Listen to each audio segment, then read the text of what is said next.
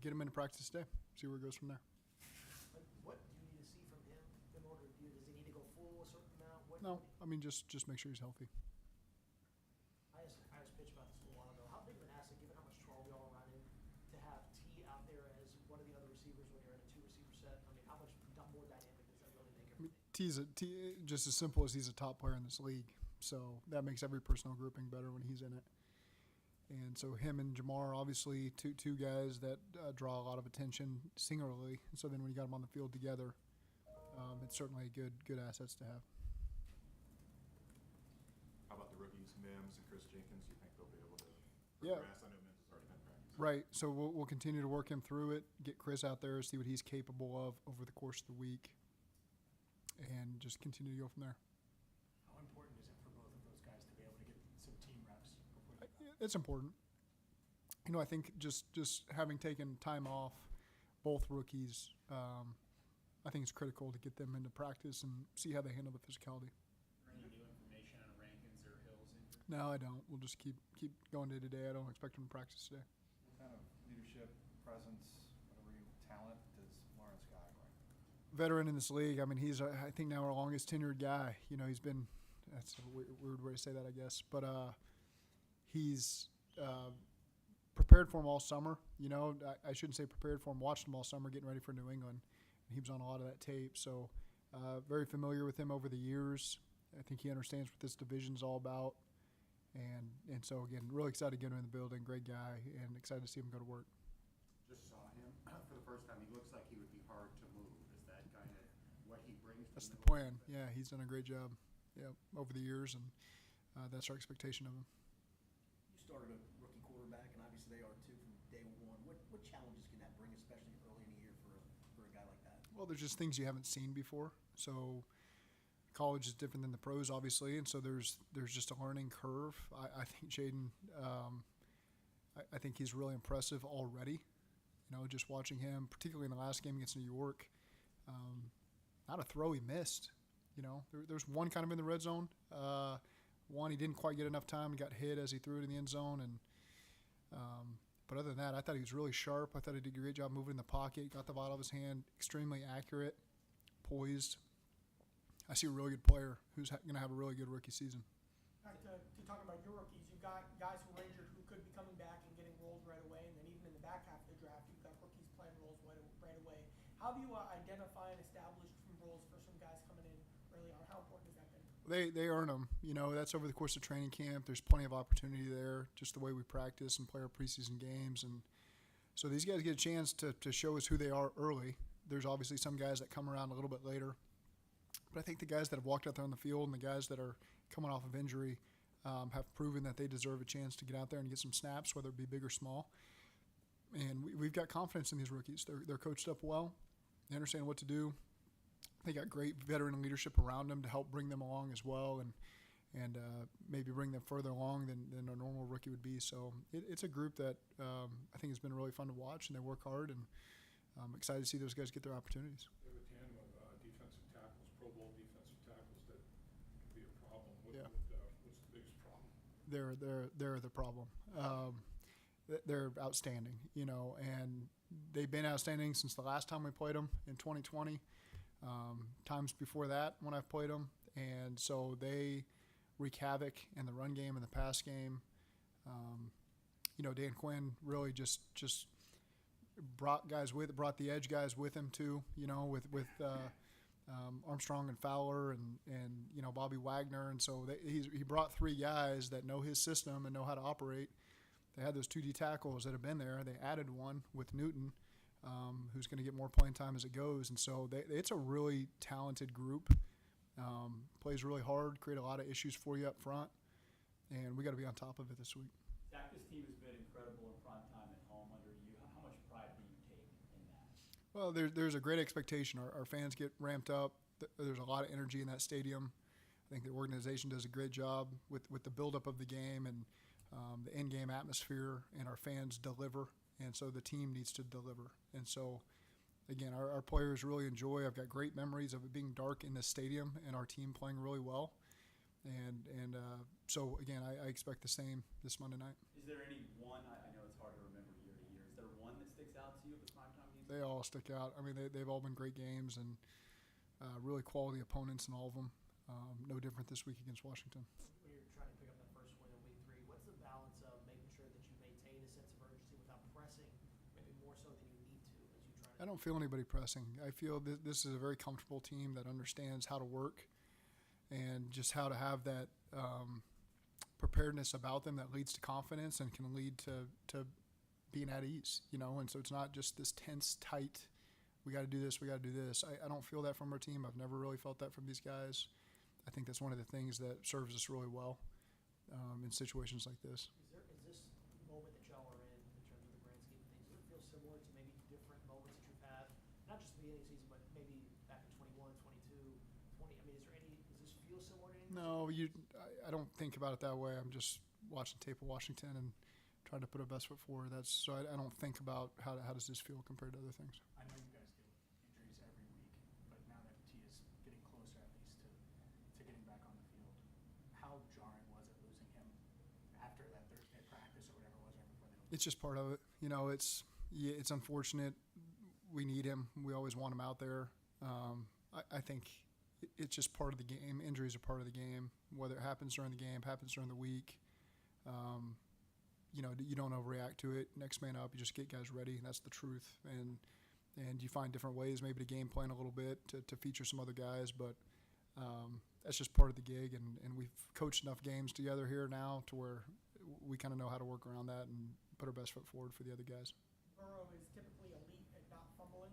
His fumbles so far this season, do you think that's a small sample size? Or Yeah, I think it's a small sample size. Zach, a bit of a hypothetical, but with Amarius Mims, if healthy, did he, regardless of what happens with Trent Brown or anything, did he prove enough to you in preseason that he can be a starter if healthy in this league right now? We got a lot of confidence in him, and I think he put his best foot forward in the time he's had on the field, and we'll just see how it plays out moving forward. What have you liked about the offensive line as a unit and the way it's progressed over the last 2 years together? Communicated really well. They're always on the same page. They enjoy being around each other, which I think that chemistry really matters. And so again, I like what we've got in that group, and as a unit, we just got to continue moving forward. X's and O's, is there something you've noticed that they've improved upon or anything like that? I think every game plan is a little bit different. They're in tune with everything we're trying to do, in all aspects of the offense. And it's a fun group to talk to because they like football. They like talking football. They like talking the scheme. They like you can hear the reaction in a walkthrough when you call play, so you know that they feel really good about it. And so it's a good group to be around. That brings a lot of energy. It's a consistent energy group, which is critical. And so, again, I think those guys, I enjoy being around them. Going back to your playing days, what's it like when you haven't been on the field for a win in a while? How does that kind of affect you as you kind of mow through and go through a season? That was a long time ago. I don't know. It's tough. Getting back to the primetime environment here, I think you've won 6 in a row at home in primetime games. How real is that idea that you feed off the energy that the crowd brings? There's moments, you can capitalize on when you grab some momentum, and the sideline feels it, the stadium feels it. We talked a lot about it last week going to Kansas City. We're going to have to manufacture that ourselves because you're not going to get that reaction from the stadium to build you up. And I thought there were some great examples of that from our team on the road. It's a little more natural at home, to feel that because you can feel the energy from the crowd collectively. And so that's been very consistent, whether it's a day game or a night game. Night games are just a little more special. I think everybody would agree with that. And again, there's a lot of good memories here over the last several years of playing well in those night games. And so I think everybody that enters the stadium, all of our players that walk out of the tunnel, they feel that, and there's that recall there that, man, we play good in this atmosphere. And so we got to put the work in this week. We haven't practiced yet, and so we still got a long ways to go, but that'll certainly be our expectation on Monday. Zach, for a primetime game, is there a second round of a large cup of coffee in the afternoon? Oh, yeah. Yeah. I mean, there's routines you follow for sure. So that's, it's certainly a different day. You've seen a lot of football. Now that you've seen Cam's one-handed interception on film and had time to digest it, is that one of the best individual plays you've Yep. seen in person? Yep. That and Brent Grimes against Calvin Johnson in Detroit, 2014 probably, 15 maybe. going back to prime time, you add the layer of the induction. What's your thoughts, Corey and Tim Crumride? It's incredibly worthy. You know, just getting to know Tim over the years, former coach, talking to him in different environments I've been in, you can feel his passion and his energy. I can only imagine what he was like as a player. So I hear some O's in here. Lap, I'm sure you guys got along great.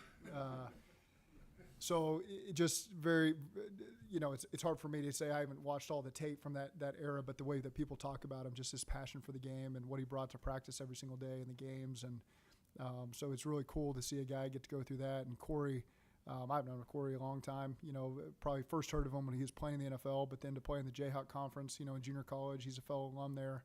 And so I've always been a Corey Dillon fan, and just what he brought to those teams, you know, just the physicality and to be able to wear defenses out like he did, and I think is really cool to see him get this. And so for those two guys to get back around here and spend some time, you know, just around the organization, around the fans, and be recognized, you know, in a big-time game like this, I think is really cool for both those guys, and obviously well-deserved. What's impressed you most about the very early impact Eric All has made?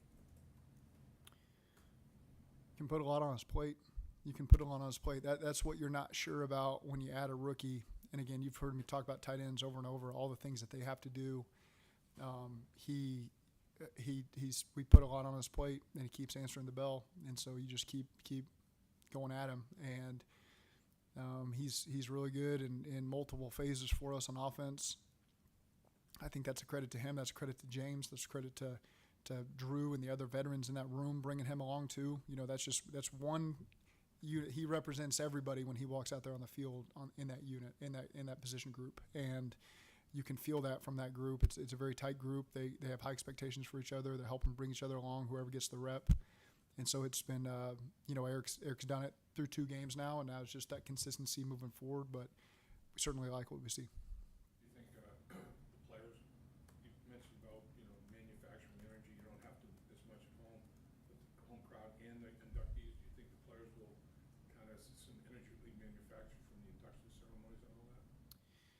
You know, we always miss the induction, so these players will certainly be aware of what's happening. You know, we value the history that's been here, and I think that's well deserved from past players when they come around. We want to make sure that these players are going to want 30, 40 years from now.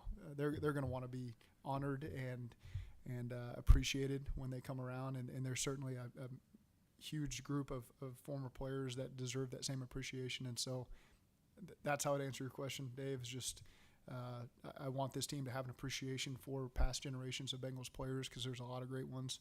And so that's what I take from it, and just want to have that appreciation.